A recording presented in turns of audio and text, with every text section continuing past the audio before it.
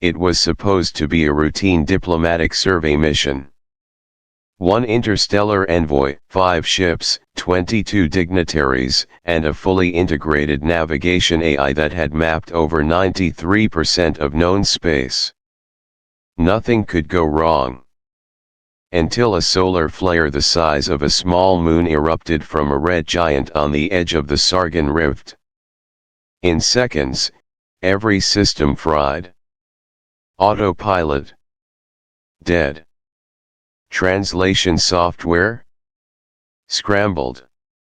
Comm relays? Gone. AINAV grid? Offline. 5 ships. Dead in the void. No digital systems. No quantum anchors. No way home. Panic set in immediately. The Glavian envoys tried restarting the AI cores. The Zealer diplomats began drafting death rites. Even the normally unshakable Virellan officers admitted it was a statistically terminal scenario. And then, one human spoke up. "Hey," she said, unzipping a side pouch of her pack. "I think I've got it." From inside, she pulled out a folded, slightly wrinkled, color-coded sheet. "Is that paper?" one of the aliens gasped. "Yeah." Printed a map of the sector just in case. The room fell silent. "You mean to say," the Virellan finally whispered, "you brought a non-digital navigational artifact?" The human grinned, thumbing open the creases. "You bet I did. And if I'm reading this right, there's a gravitational slingshot just 3 systems over. We can coast it back toward neutral space."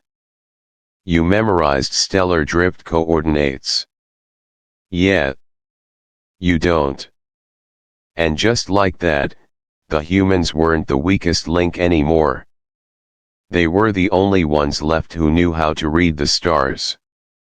Backhand index pointing down ever solved a big problem with something old-fashioned? Hit that like button. Speech balloon, drop your best low-tech fix in the comments. Push pin subscribe because this paper map just saved 5 alien civilizations. To most of the galactic concordance, humans were a novelty. Not a threat. Not an asset. Just peculiar. They had arrived late to the interstellar stage. Their ships were slow, their languages imprecise, and their biology oddly fragile. But they possessed a wild, almost feral adaptability that couldn't be easily categorized. They could thrive in hostile environments, make tools out of trash, and smile while doing it. And worst of all, they didn't fear ignorance. They played with it. When Earth petitioned for entry into the Galactic Concordance, debates raged for years. Some argued that humans were too erratic, too emotional. Others saw them as a curiosity worth studying. In the end, they were admitted as limited integration observers. Allowed to participate in low-risk missions but not entrusted with command, navigation, or technical oversight. The humans didn't seem to mind.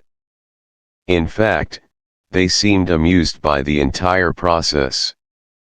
The Concordance's internal memos recorded them bringing snacks to a debriefing, naming stations after Earth jokes, and even customizing their personal terminals with something called manual override knobs. The Virellan delegation was horrified. The Glavians were fascinated. The Zealarians thought it was satire. It wasn't. The diplomatic mission to the Sargon Rift was meant to be a gentle exercise, a symbolic cruise through open space to demonstrate unity between the core members and new observers like humanity. The flagship, Valerian's Grace, was a marvel of technological harmony.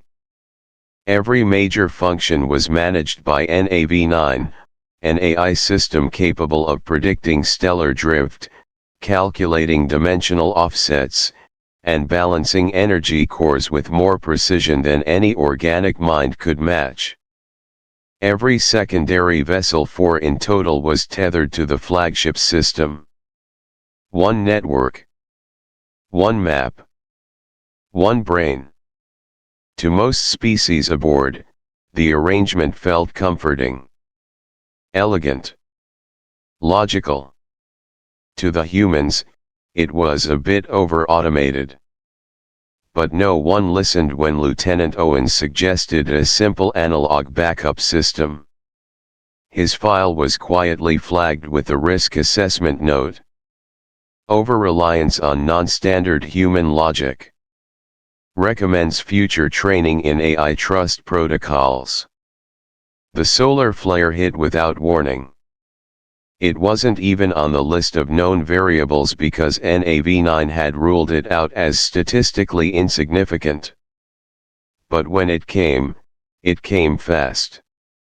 A raw pulse of electromagnetic rage, born from the dying throes of a collapsing red giant. It tore across the Sargon Rift like a cosmic whip, lashing out at anything relying on digital conductivity. Which, unfortunately, was everything.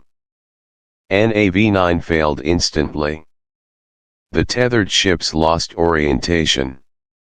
The NAV grid went blind. Communications dropped. Autopilots froze mid-command. AI failsafes tried to reboot only to crash again. By the time the crew realized what had happened, they were drifting helplessly through gravitational slippage, unable to triangulate their location, power their engines, or even coordinate a retreat. To the Concordance, it was a worst-case scenario. To the humans, it was Tuesday. Inside the command chamber of Valerian's Grace, chaos pulsed like a heartbeat. The Virellan diplomat, Shuan Kal, was pacing in tight, agitated circles. Our core stabilization array is flickering. We must initiate stasis until reboot is complete. No, barked Counselor Vendar of the Glavians. Stasis locks us into temporal drift. We could phase out of sync and never come back. Better that than free drift into a black hole. Silence, snapped the Zealer chief pilot. Focus on the primary issue, orientation. We don't even know where we are. The NAV grid is corrupted. A technician shivered as he delivered the next blow. The stellar map is gone. It was then that the humans started talking. Not panicking. Talking. Captain Diana Morales, Earth's primary observer for the mission, stood up from her station and casually unzipped her side pouch. "Okay," she said. "Let's get old school." She pulled out something strange. Folded. Thin. Glossy. Marked with symbols. The room froze. Shuan Kal tilted his head. "Is that a printed navigational schematic?" Diana nodded. "Sector 4, Sargon Rift region. I like to have a visual backup. Helps me think." Vendar leaned closer, squinting at the paper. "It doesn't update. There are no predictive drift models. It's dead data." Diana shrugged. "It's from 2 months ago. Space doesn't move that fast." "But, why paper?" She grinned. "Because paper doesn't crash." Klethik, a Cephalaxian systems analyst stationed aboard one of the smaller ships, watched the transmission feed in stunned silence. He had always dismissed human culture as endearingly irrational. They wore mismatched uniforms. They argued without hierarchy. They brought physical books onto data ships. Now he was watching one of them use those very habits to do what no one else could. "Wait," Morales said, rotating the map. "We passed this binary system an hour before the flare. And if I'm right, this constellation here is a reference point, so we've drifted about 6.2 degrees galactic north." "How can you possibly be certain of that?" asked Chuan Kal, voice tight. Morales tapped her forehead. "Memorized the starfield. Part of Earth's early astronaut training. You learn how to get home by the stars, just in case your ship loses comms. You're saying, you learned space from memory. Didn't you?" Silence. She adjusted a dial on her backup analog scope, a relic by concordance standards. "We coast 37 degrees port, slingshot around that gas giant, and catch the drift current back toward relay range. Takes about 16 hours. And if you're wrong?" Vendar asked. Morales smiled. "Then we're still lost. Might as well be lost with a plan." In the days to follow, every ship followed the humans' instructions. At first reluctantly. Then carefully.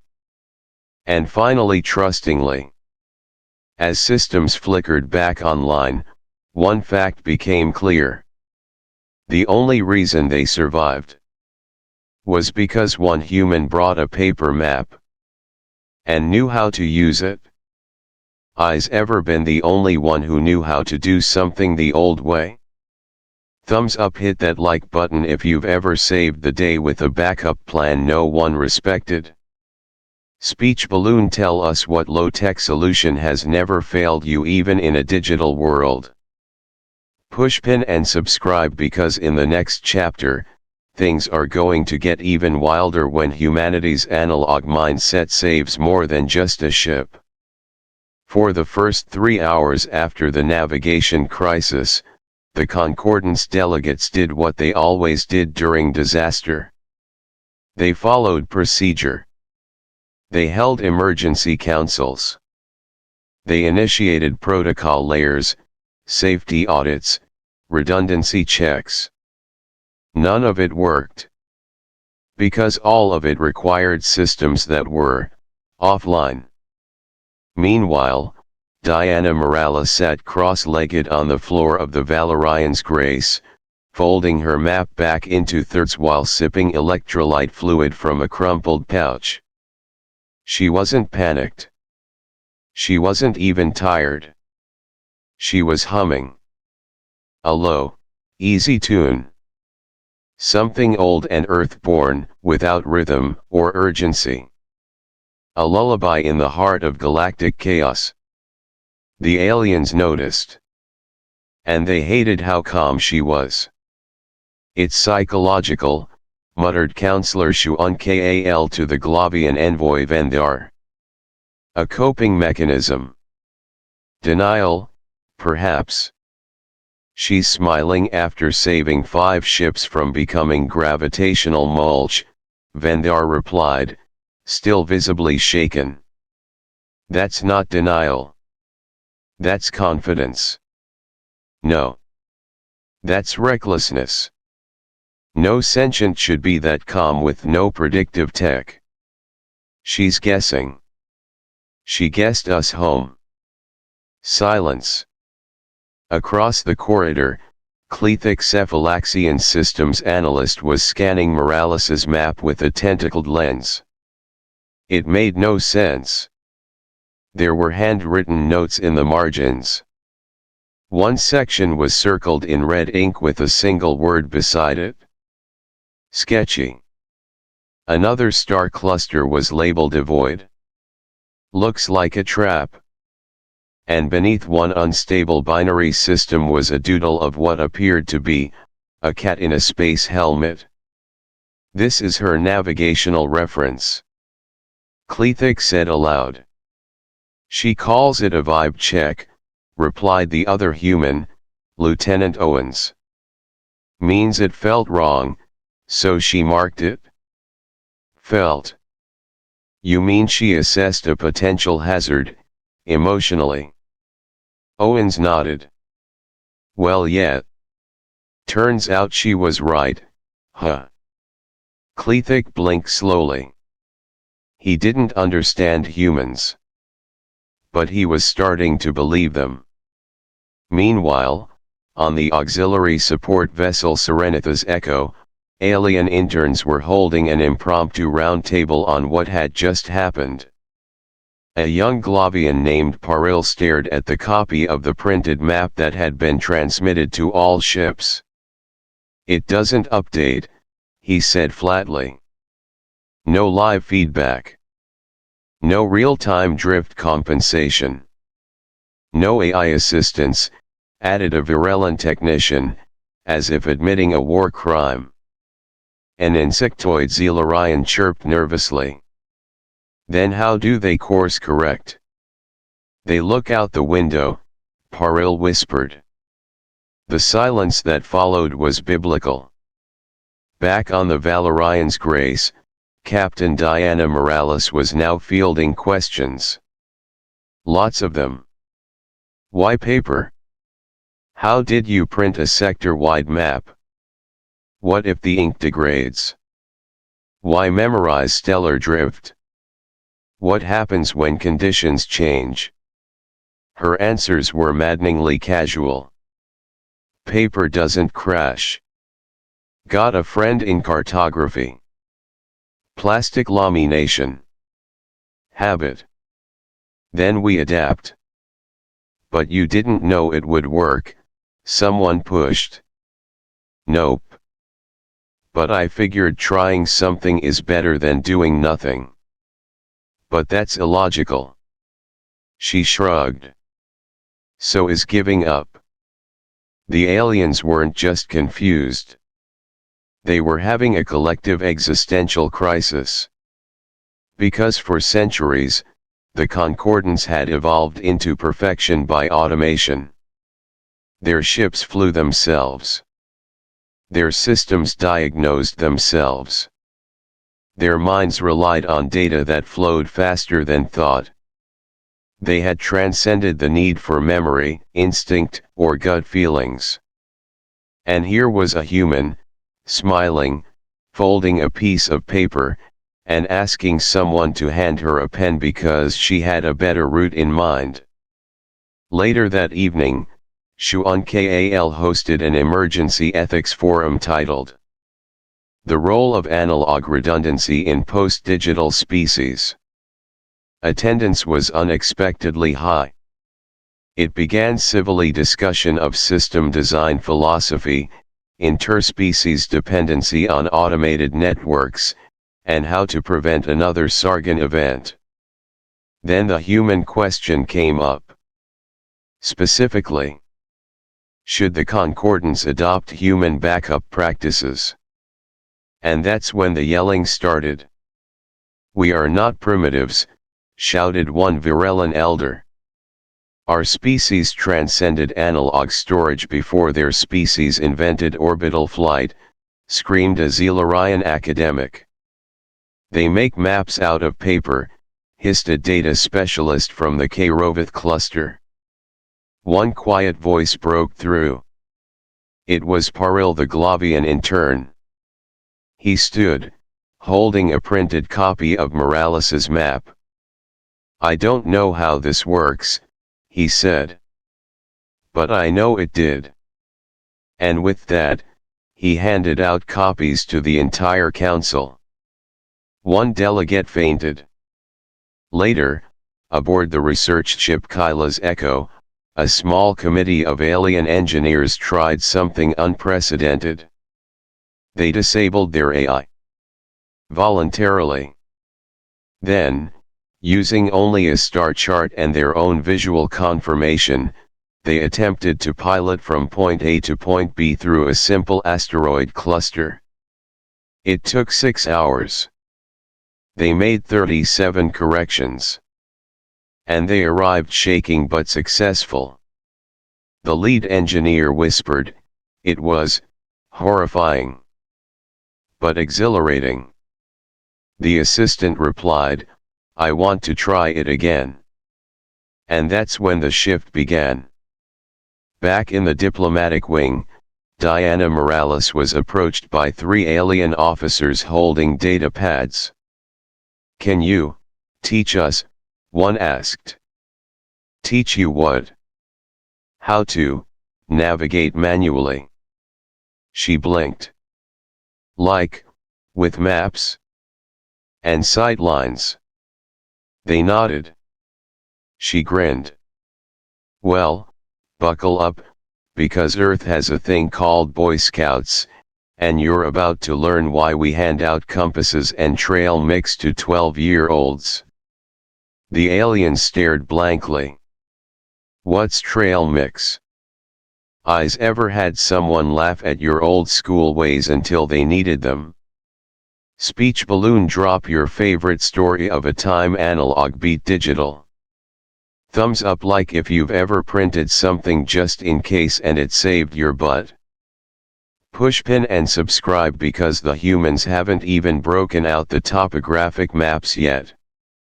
The ships were steady now, drifting along the route Diana had traced by hand, their coordinates confirmed manually by visual markers and triangulated star positions.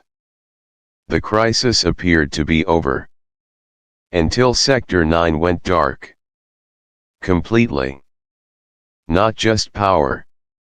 Gravity. The Valerian's grace suddenly tilted 6 degrees to port. Crew members stumbled. An emergency klaxon blared, a sound no one had ever actually heard before, because it was supposed to be impossible to trigger. The diagnostic readout scrolled across every ship in stark, unrelenting text. Gravity control array offline. Sector 9, core drift compromised. AI response, null. Recommended action, unknown. Everyone looked at each other. And then, slowly, they all looked at Diana. She stood up and calmly tucked the paper map into her jacket. "All right," she said, cracking her neck, "who here knows how gravity actually works?" The silence told her everything. "Cool. I'll explain on the way." Inside the gravity control sector, chaos was king. Half the corridor was floating. Tools drifted like leaves in a vacuum. The automated field regulators were stuck in neutral, unsure whether to engage, disengage, or cry for help. A group of alien technicians floated midair, trying to fix something with magnetic gloves, arguing over quantum induction patterns. "What do you think you're doing?" Diana asked, gliding into the chamber. "Attempting to reset the gravity stabilizer by replicating zero-point recalibration through internal loops." "You're overcomplicating it." "Excuse me." She reached into her belt, pulled out an old metal carpenter's level. "Try this instead." The alien stared. "That is a terrestrial construction tool." "Yup. And it tells you when something is actually level. Not theoretically level. You trust, Bubbles. Better than trusting an AI that just bricked itself because a star sneezed." Diana climbed to the console, strapped herself in, and manually calibrated the stabilizer using the bubble level, a laser pointer, and a mirror to reflect its beam. Then she drew on the glass with a permanent marker. "What are you doing?" One alien asked, horrified. Creating reference lines. So if the system resets, you still know where stable is.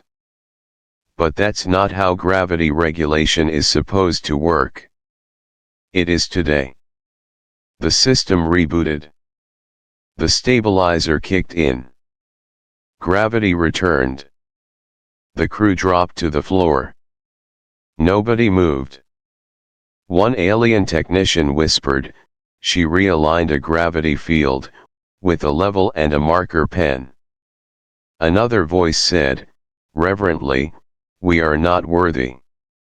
Elsewhere, news of the bubble level calibration incident spread like solar fire. A Zelarian academic published a paper titled On the Viability of Bubble-Based Gravity Correction. It was rejected by every major journal, then quietly adopted by a dozen Starship crews. A Glavian ship installed a Morales locker on every deck, inside, a level, a compass, a paper star map, and a note that read: in case of AI failure, do what the humans do, trust your eyes, not the algorithm. Protocols began changing. Not officially, but culturally. Aliens started asking more questions.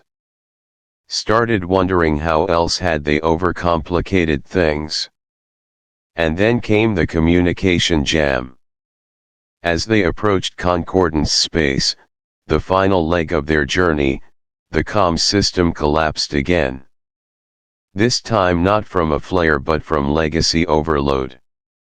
The AI couldn't parse the flood of outdated signals coming from pre-war satellites in the region. It tried to interpret and decrypt them all at once and crashed itself trying. Result: no way to contact home. Morales sighed. Okay. That one's not even on us. That's just bad code hygiene. An alien shouted, but without authentication, Concordance security drones will flag us as pirates. Diana turned to Lieutenant Owens. You brought the radio. He nodded, pulling out a plastic-cased relic from the early 2000s. Hamband. Battery-powered. Pre-warp analog frequencies. Shuan Kal blinked. That is, a toy. No, Diana said. That is the reason we're not getting vaporized by our own defense fleet. She keyed the mic. CQ, CQ, Concordance Base, this is Morales aboard the Valerian's Grace. Broadcasting on analog relay. Do you copy? Static. Then. Valerian's Grace, say again? Is that, a human? We're inbound with compromised AI. Using manual star navigation. Please don't shoot. A pause. Copy that. Standing down weapons. You are cleared for approach. And, Morales. Yeah. Nice work. Across all 5 ships, the alien crews watched her. Not because she was loud. Not because she was commanding. But because she was reliable. The galactic powers had built a civilization on perfection. But perfection shattered under real-world pressure. And what remained, was the one species that had never trusted perfection in the first place. Humans didn't seek to eliminate failure. They prepared for it. And that made them, unstoppable. I's ever been the only one carrying a backup plan that wasn't smart? Speech balloon. What's the weirdest analog tool that saved your butt? Thumbs up like if you believe every high-tech system still needs one low-tech human. Push pin subscribe, because the next section shows how this paper map disaster changed the galaxy forever. The fleet docked at Relay Station Argentos, one of the Concordance's most secure border hubs. Dozens of ships. Thousands of sentient minds. Layered AI defense systems, redundancies upon redundancies, all of it had been rendered nearly useless by a single unpredictable cosmic event. And the only reason anyone was standing here today? A human with a map. A level. And intuition. The official debrief began within hours.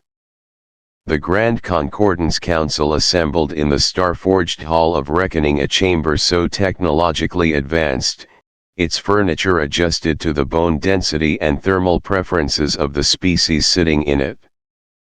And yet, every screen remained blank.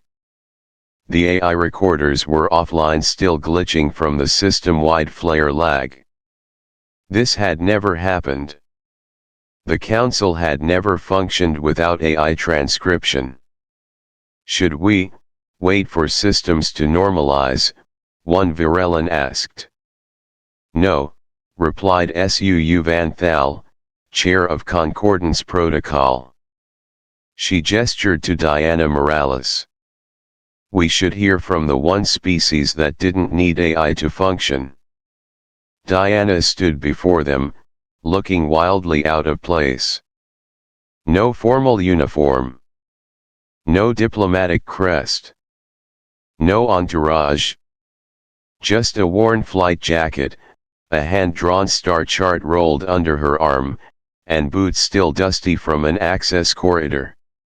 Well, she said, first things first, you all owe your lives to an Earth printer and a set of rechargeable batteries. Murmurs of disbelief. Offense. Fascination. She continued. I know you think we're primitive. I've heard the whispers. I've read the reports. But you've built your society on the assumption that your tools won't fail. That's not strength. That's fragility with a pretty interface. A Zelarian delegate leaned forward. Are you suggesting that we regress? No, Morales replied. I'm suggesting you diversify. Systems fail. Algorithms crash. The sun can spit fire and wipe out a whole network. But instincts? Memory? Paper? That stuff doesn't glitch. Silence. Then Suu Van Thal asked, and what do humans build their systems on? Diana smiled. We build systems expecting them to break. After the speech, the Concordance fell into something it hadn't experienced in centuries.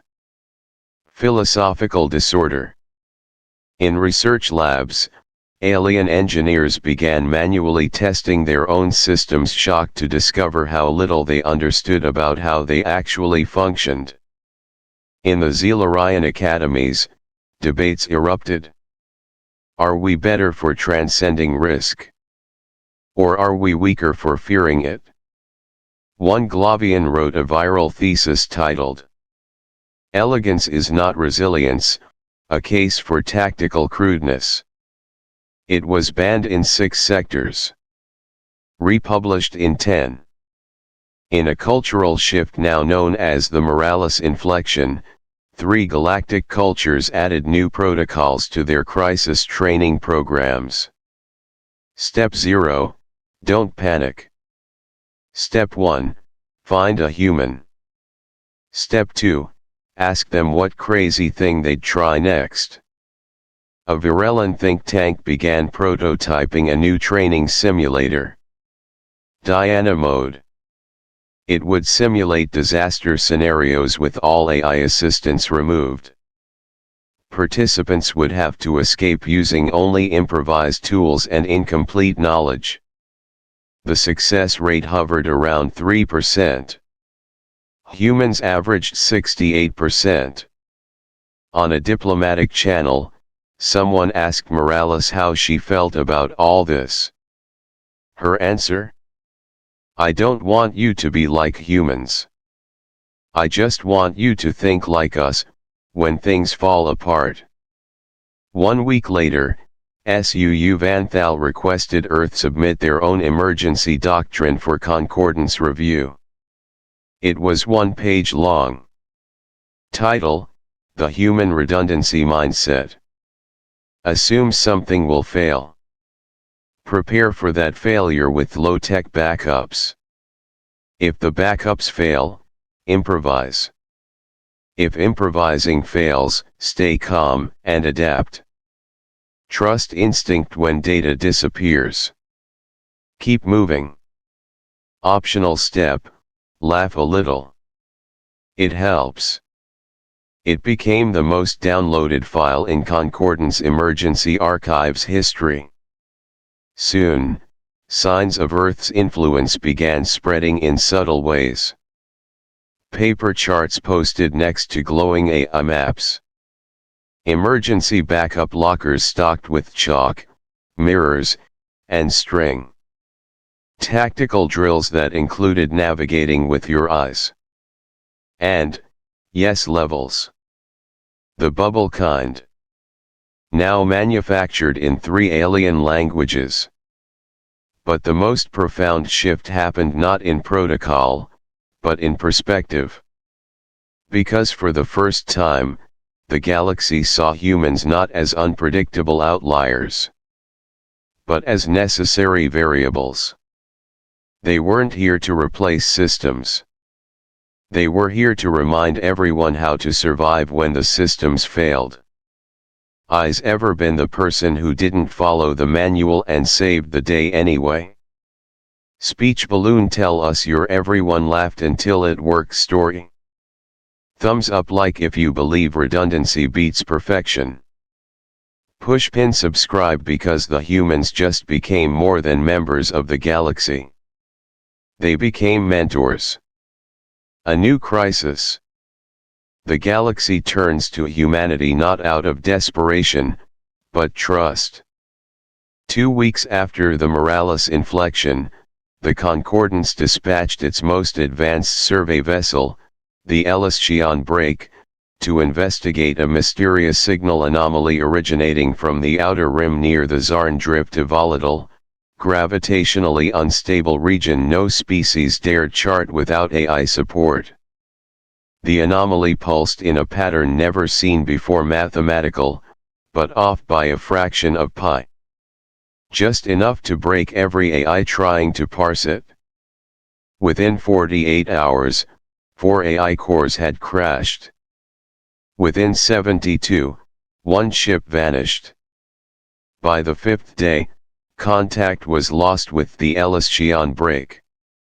The Concordance Council gathered in immediate session. Their faces were solemn.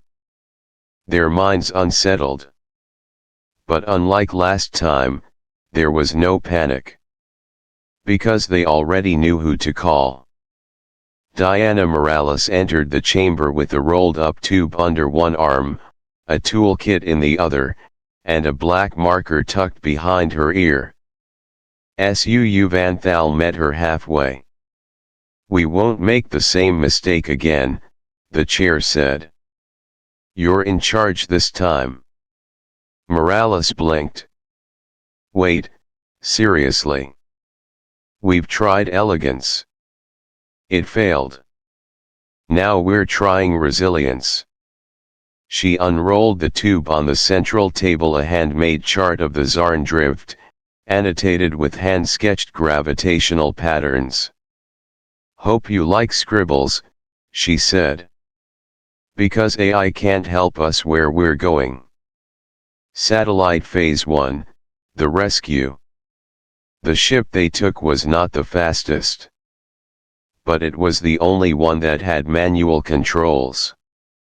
Human-designed, hybrid built with alien alloys and old-school redundancies, levers, scopes, analog dials, thick button consoles, and a backup entirely paper-based NAV chart duct taped to the ceiling.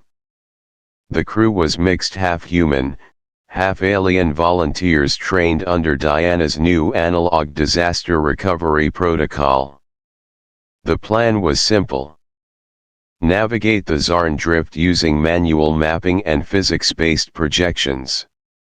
Locate the missing Elyschion break. Disable the signal manually. Get out before the gravitational harmonics tore them apart. Simple, in theory. The drift felt like sailing blindfolded through a hurricane made of glass. Gravity spiked and vanished. Sound warped. Lights bent inwards. Digital systems fried within seconds of entry. Only Diana's analog compass remained steady. Heading 328, she said, pressing a sticker labeled "Trust Your Gut" on the navigation panel. The aliens clung to their seats, stunned. How is this compass still working?" asked Cleathick. "Magnets," Diana replied. "Magnets. Yeah. Nature's attitude problem." After 6 hours of manual drift correction, hull rattling, and one near collision with a rogue satellite, they found her. The Elyschion break. Dead in space. Lights dim. No movement. Aboard, the crew was alive but trapped inside a lock system trying to self-correct itself into oblivion.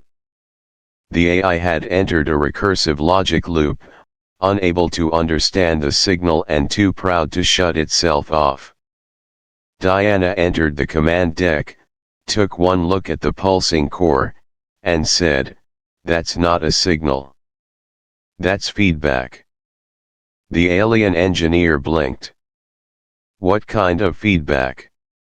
She tossed him a pair of wire cutters. "The kind you cut at the source. Brain phase 2, the signal." With the AI disabled, the team traced the signal to its origin, a rogue probe broadcasting garbled quantum bursts from inside the drift's event horizon. No ship could get that close. But Diana had another idea. "What if we don't go in?" Cleathick squinted. "Then how do we shut it off?" "We build something that doesn't care about signals. No receivers. No interpreters. Just old school, line of sight jamming." "With what power?" She opened a crate marked Earth Emergency Tech and pulled out a laser pointer, and a lens, and a disc of mirrored aluminum. "You're going to blind it," Cleathick whispered. "I'm going to confuse it." From a tethered EVA suit, Diana manually aimed the mirrored signal jammer at the rogue probe. With no AI calculations. No precision drones. Just instinct and line of sight. As the beam reflected into the distortion zone, the probe's signal glitched, once. Then again. Then went silent. Milky Way Phase 3, the return. With the signal gone, AI systems slowly began reinitializing, but they no longer trusted themselves. Every recalculation was double-checked. Every pattern reviewed by a human. And by the time the fleet made it back to safe space, it was clear. The galaxy had changed. When they returned to Concordance headquarters, the aliens didn't treat Diana like a fluke. They treated her like a founder of something new. A way of thinking that didn't worship the machine, but used it alongside intuition. They didn't cheer. They saluted. Not for rank, but for wisdom earned in chaos. Eyes ever had to lead not because you wanted to but because no one else knew how. Speech balloon drop a time you solved a problem everyone thought was impossible. Thumbs up like if you've ever been underestimated, and came through anyway. Push pin subscribe because in the next section, we see how humans became the galaxy's compass. 2 weeks after the mission to the Zarn Drift, the Grand Concordance Assembly gathered once more not in emergency, but in reflection. The chamber was quieter this time. No AI holo projectors. No predictive analytics. No translation bots. Just delegates. Thought. Language. Listening. At the center stood Diana Morales. She wore the same jacket. Still had the marker behind her ear. But this time, she was flanked by 3 aliens: Clethik the Cephalaxian, Vendar the Glovian, and even Chuan Kal of the Virellan. They weren't observers. They were her team. Suu Van Thal, chair of Concordance Protocol, stood before the assembly. We were taught that to advance is to automate, she began. That intuition is noise. That tradition is weakness.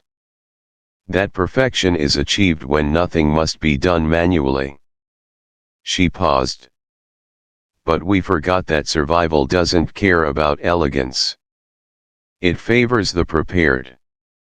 The resilient. The flexible. She turned to Diana. Humanity has reminded us that wisdom lives not in code but in the minds that built it. She raised a scroll. By unanimous vote, we hereby induct Earth and its people, not as observers, but as full strategic allies of the Galactic Concordance. The chamber erupted in low, cross-species resonance, cheers, songs, tonal emissions, some of which could only be heard on specific frequencies. Diana just gave a small smile. Then reached into her pack. Pulled out a fresh, hand-folded map. And placed it on the central table. Here, she said. Just in case your star charts glitch again. That night, in the cultural deck of Relay Station Argentos, a celebration unfolded unlike anything seen in Concordance history. No simulations. No pre-scripted holo experiences. Just real music. Real laughter. Real conversation. A Zelarian tried a harmonica. A Virellan told an off-color joke about black holes. Clethik drew his first ever map by hand, with pride. The aliens began to learn things they didn't think mattered. How to tie knots. How to read shadows. How to memorize constellations. How to fix something without instructions. And they learned why humans did it that way. Because failure isn't just possible. It's inevitable. And preparation isn't paranoia. It's wisdom passed down in blood and stubbornness. In the months that followed, new protocols emerged across Concordance sectors. Every flagship now carried 2 humans in key systems roles. Manual override drills were mandatory, taught by humans. The Redundancy Corps became a galactic-wide initiative, entire training programs based on doing more with less, built on Earth's legacy of figure it out. The new motto? Elegant when possible. Human when necessary. One day, while on a tour of a deep space research facility, Diana passed a group of young alien cadets struggling to align a relay sensor. No calibration AI available, one groaned. We are unqualified for this task. Diana walked over. Pulled a string. Anchored it with 2 pegs. Looked at the shadow cast by the rising binary stars. Adjusted the sensor manually. The device beeped. Connection stable. The cadet stared. How? She just smiled. Sunrise and shadows.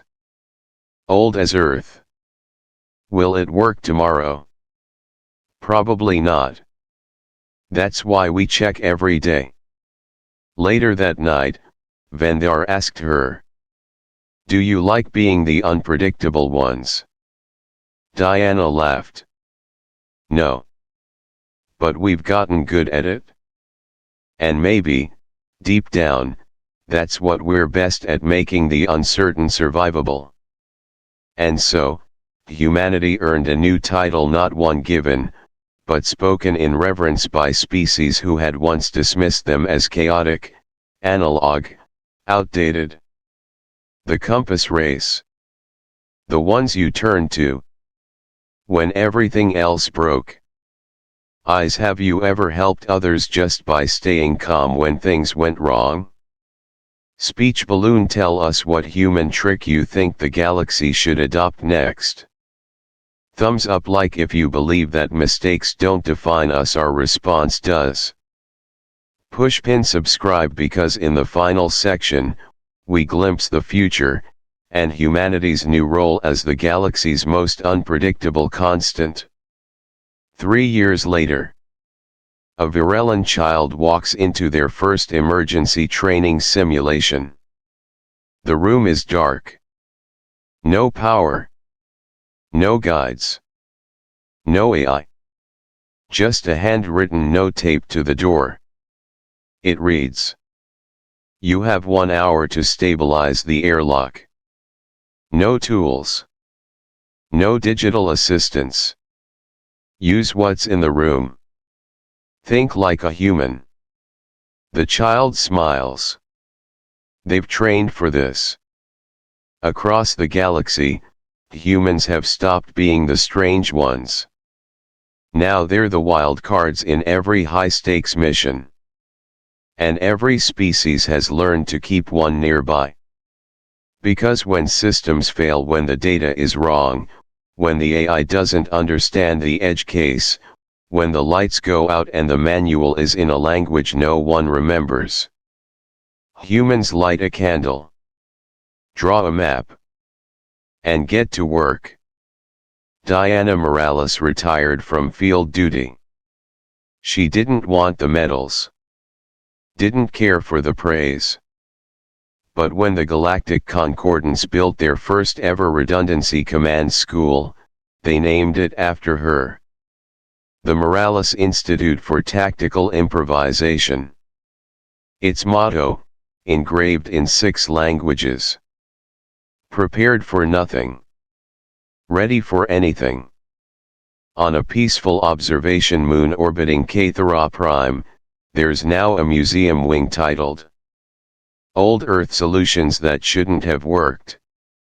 Inside, a compass, a bubble level, a solar-powered calculator, a flashlight held together with tape and optimism, and one laminated paper star map, still smudged with ink and marked with a cat doodle.